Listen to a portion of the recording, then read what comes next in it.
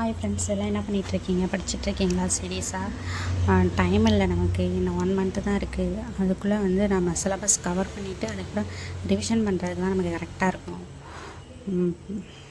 நான் தமிழ் ரிவிஷன் பண்ணிகிட்ருக்கேன். சிலபஸில் உள்ளது சில ஜிகேயில் வந்து கொஞ்சம் முடிக்க முடியாமல் இருக்குது. அதையும் இனிமேல் தான் பார்க்கணும். தமிழ் திரும்ப நம்ம ஒரு இதை ரிவிஷன் பண்ணிக்கலாம் அப்படின்னு சொல்லிட்டு தான் ரிவிஷன் பண்ணிகிட்ருக்கேன்.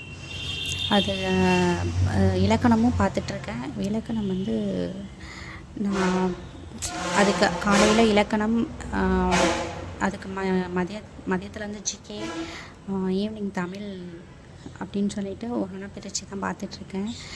இதுக்கு மேலேயும் காலம் தாழ்த்தாதீங்க, நம்ம சீரியஸாக படிக்கணும். இந்த 1 மந்த்தில் வந்து நம்ம எவ்வளோக்கு எவ்வளோ யூஸ்ஃபுல்லாக நம்ம பயன்படுத்திக்கிறோமோ அவ்வளோக்கு நல்லது. கண்டிப்பாக நம்ம போஸ்டிங் வாங்கிடலாம் அப்படிங்கிற எண்ணத்தை வந்து மனசில் விதைச்சிக்கிட்டு ஒவ்வொருத்தரும் டைம் வேஸ்ட் பண்ணாமல் படிக்கணும். ஹவுஸ் ஒய்ஃப்ஸ்க்கெலாம் குழந்தைங்க இருப்பாங்க, அவங்களையும் பார்த்துக்கணும். அதனால் படிக்கிறது கொஞ்சம் சிரமமாக இருக்கும். அதுக்கான காரணம்னு சொல்லாமல் அதையும் கவனிச்சுக்கிட்டு குழந்தைங்களையும் கவனிச்சுக்கிட்டு நம்ம இப்படி கிடைக்கிற கேப்பில் இப்போ மொபைலில் வீடியோஸ் பார்க்குறோன்னா, ரீல்ஸ் பார்க்குறோன்னா அதை விட்டுட்டு நம்ம எக்ஸாம் சம்மந்தப்பட்ட ரீல்ஸாக பார்க்கணும்.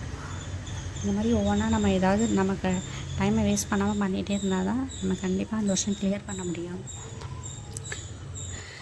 நான் அப்படியே தான் படிச்சிட்ருக்கேன். மேக்ஸ் கொஞ்சம் போட்டு பார்க்கல, அதுவும் போட்டு பார்க்கணும்.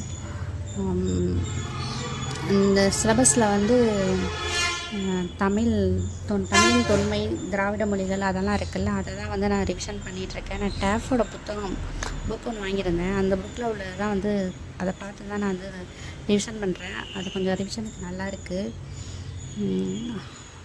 அந்த சிலபஸில் என்னென்ன கொடுத்துருக்காங்களோ அதை மட்டும் தான் பார்க்குறேன்.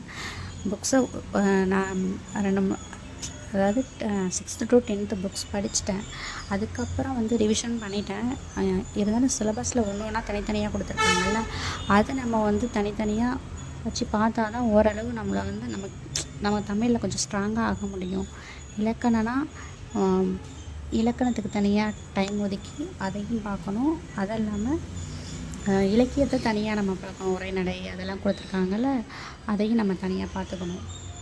இப்படி வந்து ஒன்றையும் பிரித்து சிலபஸ் படி புக்ஸை கவர் பண்ணிவிட்டு அதுக்கப்புறம் நம்ம சிலபஸ் படி பார்த்தா தான் வந்து நமக்கு வந்து ஈஸியாக இருக்கும். எல்லாத்தையும் முடிக்கிறதுக்கு என்னென்ன முடிச்சிருக்கோம் அப்படிங்கிறது நமக்கு தெரியும்.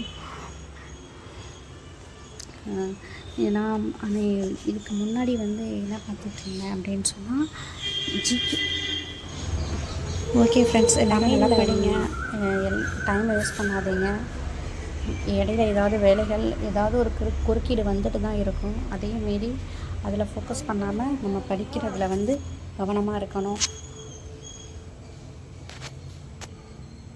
சரி, ஓகே ஃப்ரெண்ட்ஸ், அடுத்த வீடியோஸில் பார்ப்போம். எல்லோரும் நல்லா படிங்க.